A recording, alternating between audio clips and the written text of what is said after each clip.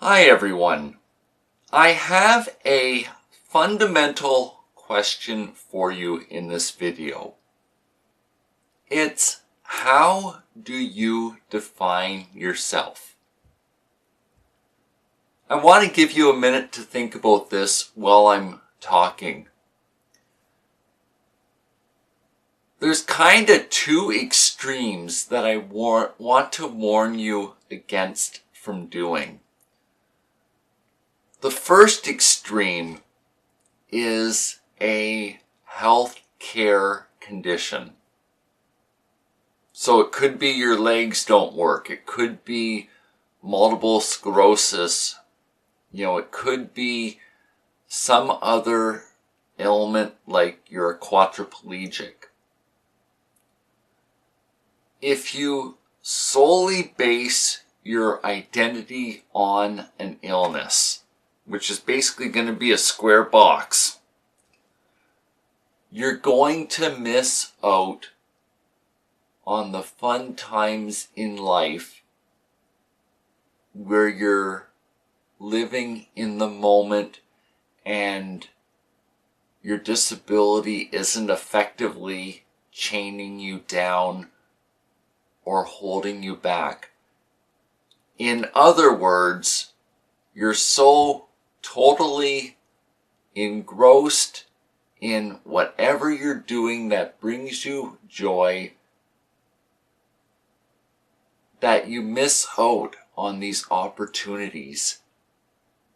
And I'm talking about opportunities that bring enrichment to your life, that challenge you partly to grow as a person, that challenge you to know the world beyond your current existence,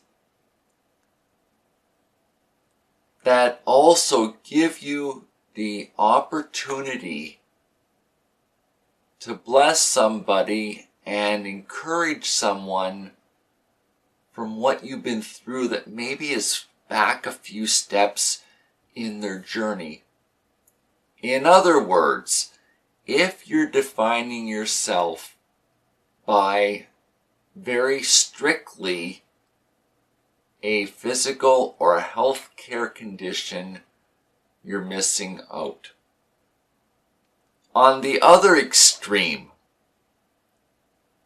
if you're in denial or it's just been so painful for you to have had to live with, whether it's mental health, a physical disability, an emotional disorder, or some other loss in your life, that you've kind of got it packaged off and it's over here and you're living in this space, until you deal with some of the hardships in life, you won't begin to thrive. So what I mean by this is having the opportunity to face some adversity, to get some self-confidence, and to let this help guide your decisions, but not be totally who you are.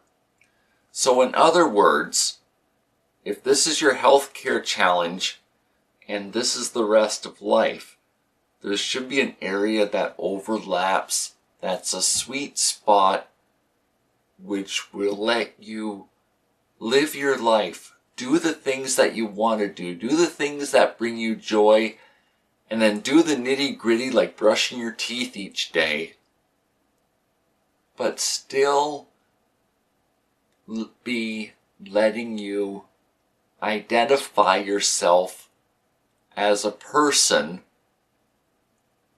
and not be a healthcare number, not be almost robot-like because of going through continual treatment, or just simply not have lost yourself in the midst of the healthcare treatment that you deserve that you go through and that gives you the best life possible.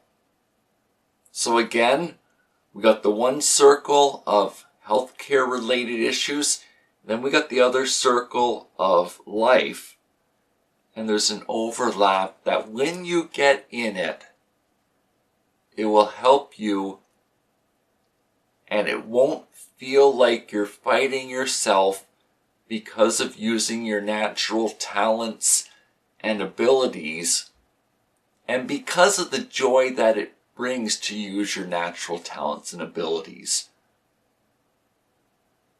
It may take some time developing these. You may have to work through and think about what it is.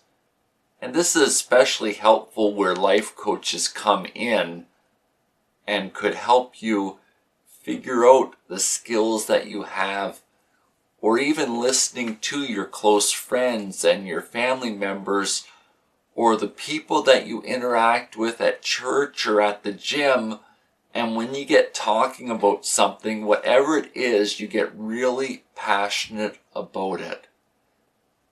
Part of that is who you are beyond the healthcare related challenges.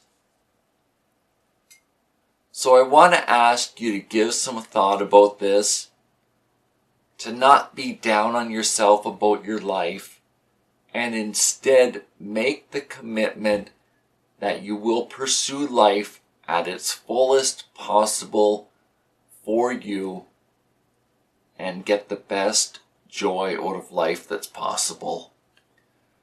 Thanks so much for this time that you spent with me today. Bye for now.